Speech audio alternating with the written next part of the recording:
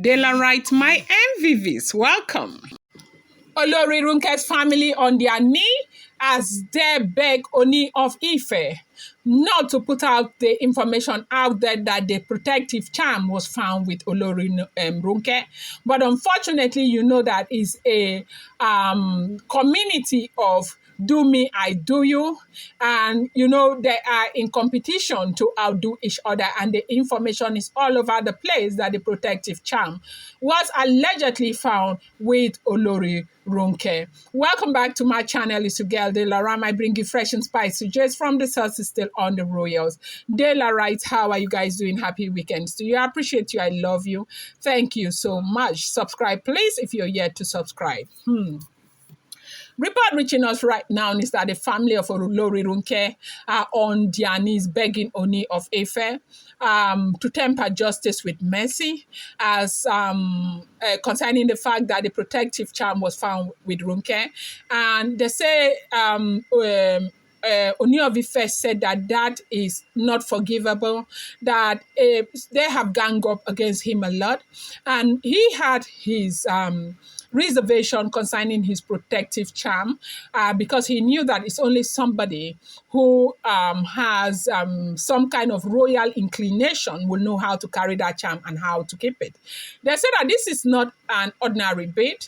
They said that the bid is supposed to go back to the Ooni of Ife. Whether Ooni forgets that bid anywhere in the world, Ooni is supposed to see the bid back in his palace. For the fact that for all of those times they were looking for that bid, the bid never came back, meant that the person who carried that bid knew how to protect it. From what we are hearing, it's not a statement of fact. These are all alleged information. They said that the bead, if you wrap that bead in a black cloth, the bead will not be able to find its way back to the owner. And so what that means is that the person who took the bid must have had this information. And where did that information, where was that information gotten from? It was gotten from the royal clan.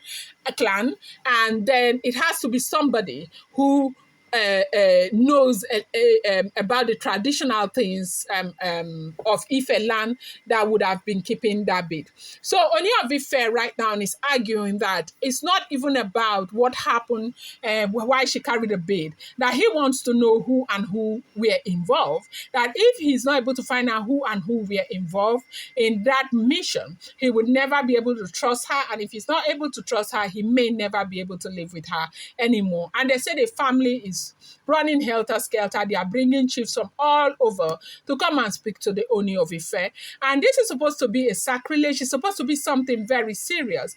But then the question is that when it has to do with their own, there's no problem. What if Queen Naomi was the one who did this?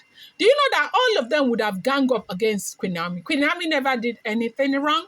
Queen Naomi never as much as insulted or spoke back to the Ooni of Ife. Queen Naomi never committed any sacrilege. Queen Naomi did not do anything wrong. The only thing that these people have been using against Queen Naomi is that she went on Instagram to post that thing about the Ooni of Ife, and that it is a very big insult to the royal family. It is a very big insult to the Yoruba people around the world, and that is why Queen Naomi does not deserve to be with her husband, even though the husband is saying that, look, oh, I could care less, it's done, it's done.